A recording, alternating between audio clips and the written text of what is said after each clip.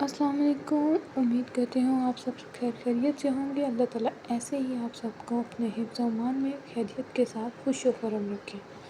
آج ہم جس ٹاپک پر بات کریں گے وہ ہے سود کوسر کے وظیفے، سود کوسر کے فائدے۔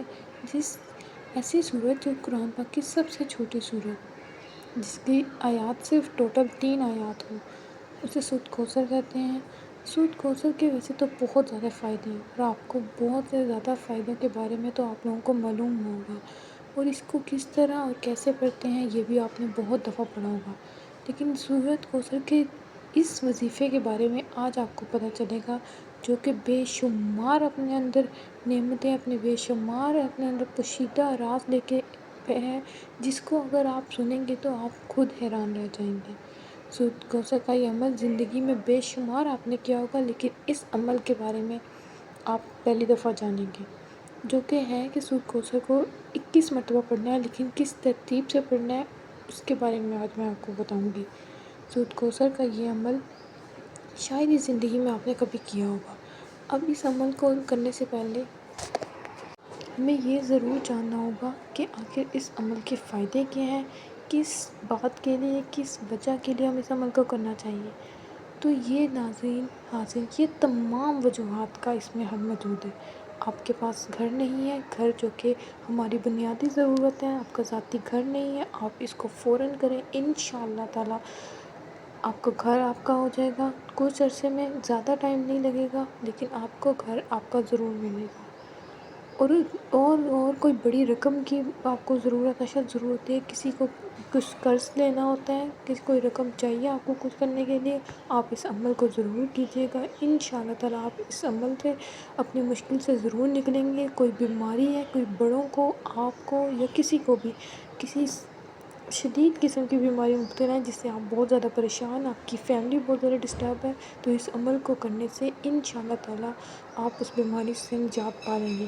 کوئی تنگ دستی ہے، اس کا چھٹکارا چاہنا چاہتے ہیں، یا کوئی آپ قرضوں میں ڈوبے ہوئے ہیں، آپ قرضوں سے نجات چاہنا چاہتے ہیں، تو اس قرضے ضرور معاف ہو جائیں گے آپ کے، لیکن اس عمل کو اس نیت کے ساتھ کہ یہ عمل ہماری ضرور مدد کرے گا، ہمارے یہ عمل اس مشکل سے ہمیں ضرور نکالے گا، تو یہ ضرور آپ کی مدد کرے گا۔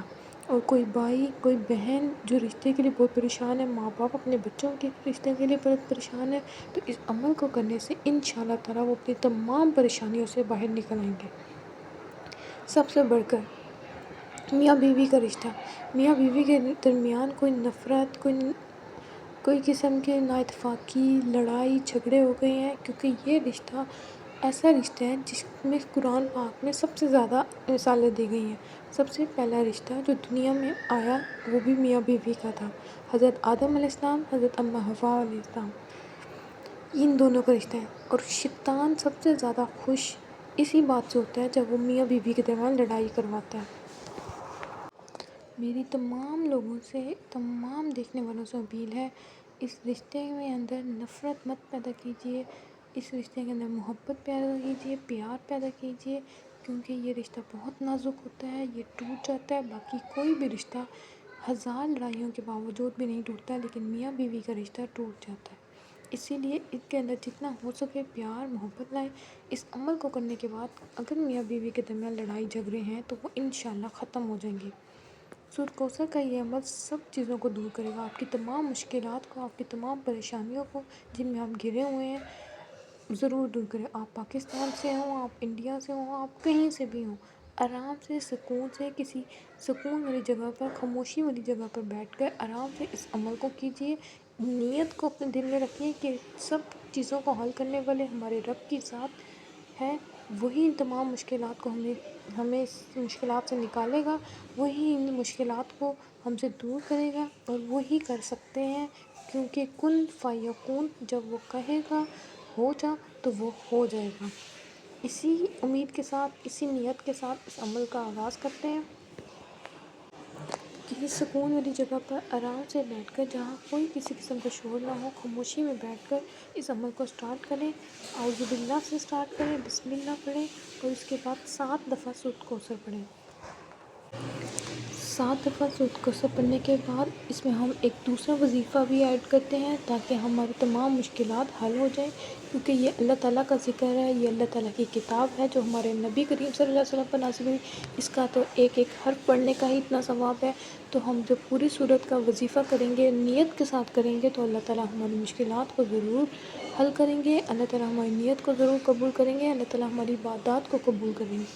چاہے ہماری عبادات چھوٹی ہیں، چاہے ہماری عبادات اس قابل نہیں ہے، لیکن وہ رب کی ذات دیکھتی ہے آپ کی نیت، آپ کا خلوص، آپ کا خشوع و خضوع، آپ کا اس کے سامنے جھکنا، یہ رب کے لیے میٹر کرتا ہے۔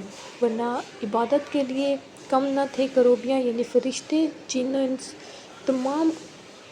تمام جو مخلوقات ہیں وہ عبادت کے لیے کم نہ تھی، لیکن اللہ تعالیٰ نے دیکھنا ہے ہمارا ان کے سامنے جھکنا، ہماری نیت، ہماری اس کے بات ماننی، اس کے رب کی رضا میں راضی رہنا۔ یہ اس کے ساتھ ہم جو دوسرا وظیفہ ایڈ کریں گے وہ یہ ہے کہ جس جگہ بھی آپ بیٹھے ہیں، جس جگہ پر آپ بیٹھے ہیں وہیں بیٹھ کر آپ نے یا رحمانو 7 دفعہ پڑھنی ہے، اس کے بعد اعوذ باللہ بسم اللہ دوبارہ پڑھنے کے بعد سورۃ کوثر دوبارہ 7 دفعہ پڑھنی ہے۔